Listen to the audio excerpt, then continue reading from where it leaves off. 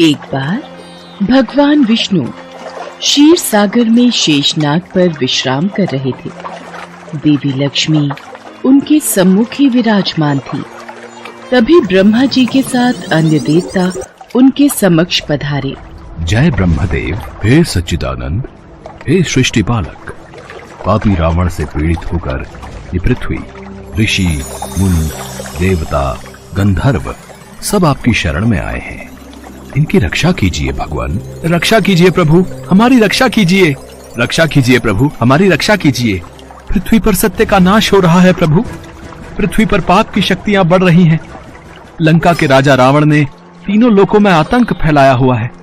देव, दानव, मनुष्य कोई उस पापी रावण के सामने टिक नहीं पाता, क्योंकि स्वयं ब्रह्मा और महादेव ने रावण को वरदान दिया है कि रावण की मृत्यु देव, दानव, नाग, किन्नर किसी के हाथों नहीं हो सकती। प्रभु, आपकी सृष्टि का भार उठाना मेरा परम धर्म है, पर जब पृथ्वी पर धर्म की जगह अधर्म अपना स्थान बनाने लगे तो मैं भी डोलने लगती हूँ। मैं अधर्म का भार कैसे संभालूं प्रभु? पाप की अग्नि से मैं जलने लगी हूँ। प्रभु, मेरी रक्षा कीजिए। पृथ्वी त्राहि त्राहि कर रही है प्रभु। जब अभिमानी रावण चलता है तो ऐसा लगता है मानो अपने पांव तले पृथ्वी को कुचल देगा। पृथ्वीवासी घबरा रहे हैं प्रभु। समस्त ऋषि मुनि भी रावण के आतंक से परेशान हैं। अबलाओं और मानवता की लाज बचाने वाला पृथ्वी पर कोई नहीं प्रभु।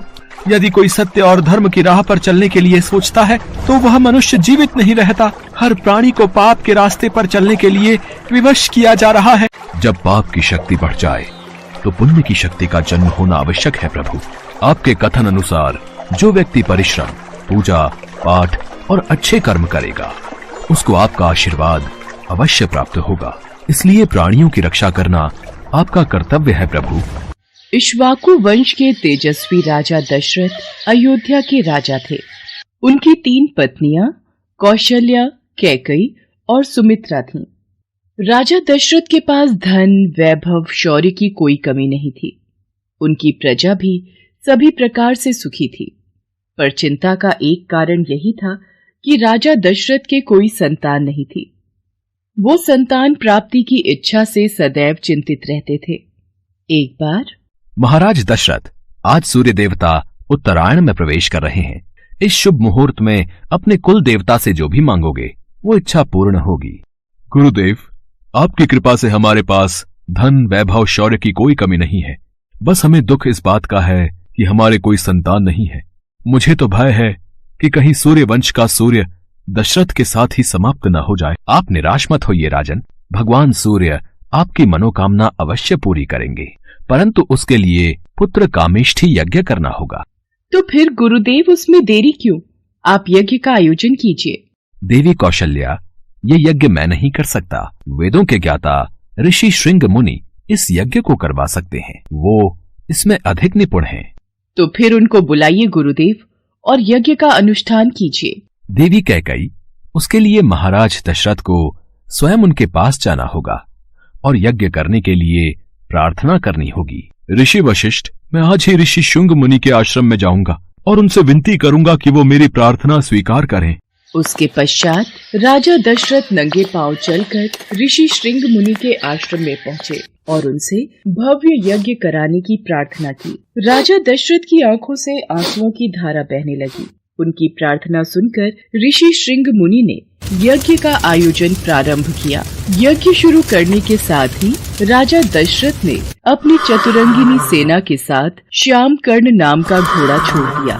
इसके बाद उनका यज्ञ शुरू हुआ। इस यज्ञ में ऋषि श्रृंग मुनि के साथ साथ सभी ऋषि मुनि, तपस्वी, विद्वान, मित्र, राजा महाराजा और उनके गुरु वशिष्ठ भी शामिल हुए। इन सभी लोगों की उपस्थिति में यज्ञ का आरंभ हुआ। मंत्रोच्चार से चारों दिशाएं गूंज उठी और यज्ञ की आहुति से सभी दिशाएं महक उठी और हवन कुंड की अग्नि में से अग्निदेव प्रकट हुए।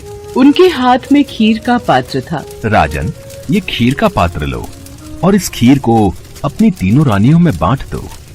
जिस इच्छा से तुमने इस यज्ञ का आयोजन किया है, तुम्हारी वो इच्छा पूर्ण होगी। धन्यवाद अग्निदेव, आपने मेरी सारी चिंताएं दूर कर दी। आपकी जय हो अग्निदेव। यज्ञ के समाप्त होने के बाद महाराज दशरथ ने अपने सभी अतिथियों, ऋषि मुनियों, ब्राह्मणों आदि को दान देकर सकुशल विदा किया। कौशल्या, ये खीर का पहला भाग मैं तुम्हें देता हूँ, इसे ग्रहण करो। कैकई, ये खीर का दूसरा भाग हम तुम्हें देते हैं। ये लो सुमित्रा, खीर का तीसरा भाग तुम खाओ। सुमित्रा, तुम सबसे छोटी हो, इसलिए पहले मेरी इस खीर का थोड़ा हिस्सा तुम खाओ। आपने सही कहा दीदी, फिर तो मेरी खीर का भी कुछ भाग मैं सुमित्रा को देती हूँ। कौशल्य और कैकई अपनी खीर में से एक एक निवाला सुमित्रा को खिला देती हैं। इस प्रकार सुमित्रा खीर का एक भाग नहीं, 2 भाग ग्रहण करती है। यज्ञ के प्रभाव से राजा दशरथ की तीनों पत्नियां गर्भवती हो गईं और चैत्र मास के शुक्ल पक्ष की 9वीं तिथि को पुनर्वसु नक्षत्र में राजा दशरथ की सबसे बड़ी रानी कौशल्या ने शिशु को जन्म दिया। वह शिशु बेहद ही आकर्षक और तेजस्वी था और वह और कोई नहीं बल्कि भगवान विष्णु का ही स्वरूप था। इसके बाद रानी कैकई ने एक पुत्र और रानी सुमित्रा ने 2 तेजस्वी पुत्रों को जन्म दिया।